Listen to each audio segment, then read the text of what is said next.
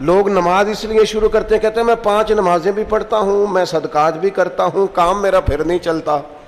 تو میں کہتا ہوں تمہیں پتہ ہی نہیں، نمازی کے لیے تو آزمائش ہے، جتنا جتنا ایمان کامل اتنی آزمائش بھی زیادہ۔ اور یہ میں اپنے پاس سے نہیں کہہ رہا، حضرت ابو سعید خدری رضی اللہ تعالیٰ عنہ فرماتے ہیں میں نبی پاک علیہ الصلوۃ والسلام کی خدمت میں حاضر ہوا اور حضور کے دست مبارک کو چومنے کے لیے میں نے اپنے ہاتھ جب آگے کیے تو تپش تھی،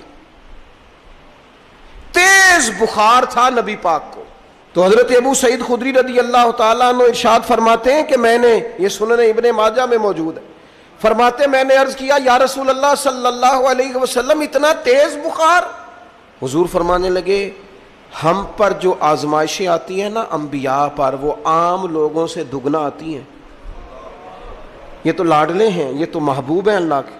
فرمایا عام لوگوں سے دگنی آزمائش آتی ہے، لیکن فرمایا ہمارا رب بڑا کریم ہے، ہمیں اجر بھی ڈبل ہی عطا کرتا ہے، ہمیں اجر بھی ڈبل ہی عطا کرتا ہے۔ تو حضرت ابو سعید خدری کہتے ہیں موقع اچھا تھا، میں نے ایک سوال بھی کر دیا، میں نے کہا یا رسول اللہ صلی اللہ علیہ وسلم بتائیے نا بھلا دنیا میں زیادہ آزمائشیں کن کو آتی ہیں؟ تو حضور فرمانے لگے سب سے زیادہ آزمائشیں اللہ کے انبیاء کو آتی ہیں، نبیوں کو آتی ہیں۔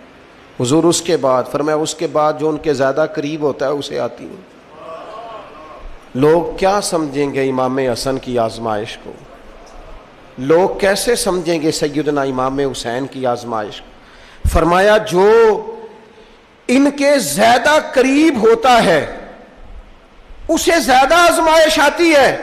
تو حضور کے سب سے قریب تو امام حسن ہے نا، امام حسین ہے نا، تو کیا سمجھتا ہے قربت بس نسبت کے اظہار کا نام ہے اور بڑے لطف کے ساتھ زندگی گزارنے کا نام ہے؟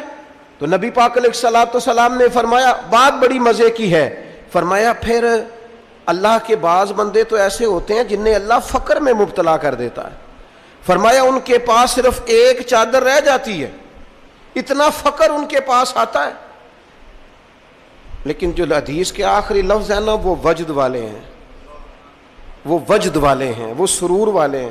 ہمارا یہ مزاج ہوتا ہے کہ میٹھا میٹھا کھا جاؤ اور ذرا کڑوا آ جائے تو سویرے بھی رو شام بھی رو، حال ہی کوئی نہیں، غریبی بڑی، پریشانی بڑی، حضرت صاحب گھر سے بیماری جاتی نہیں، اور جناب کیا بتائیں بعض لوگ تو ایسے ہیں جن کی بات سن کے لگتا ہے زندگی میں کبھی سوئے ہی نہیں، اتنے بڑے بڑے دکھ سناتے ہیں۔ او خدا کی رحمت کا بھی تو ذکر کرنا، خدا نے جو تیرے اوپر انعامات کیے ان کا بھی تو ذکر کرنا، ان کا تذکرہ ہی نہیں کر رہا میرا بھائی۔ نبی پاک علیہ السلام نے فرمایا ان لوگوں پر دکھ آتے ہیں پر قربان ہونے کو جی چاہتا ہے ان لفظوں پر۔ حضور فرمانے لگے وہ رب کی طرف سے آنے والے دکھ پر بھی اس طرح راضی ہوتے ہیں جس طرح تم میں سے کوئی راحت ملنے پر راضی ہوتا ہے، سکون والی چیز ملنے پر جس طرح تم راضی ہوتے ہو اس طرح وہ دکھوں پر بھی راضی ہوتے ہیں۔ دکھ قبول محمد بخشا، دکھ قبول محمد بخشا، پر ایک شرط لگائی چھوٹی سی میاں صاحب نے، انہوں نے کہا 100 دفعہ قبول ہے، دکھ 100 دفعہ قبول، دکھ قبول محمد بخشا پر راضی رہن پیارے۔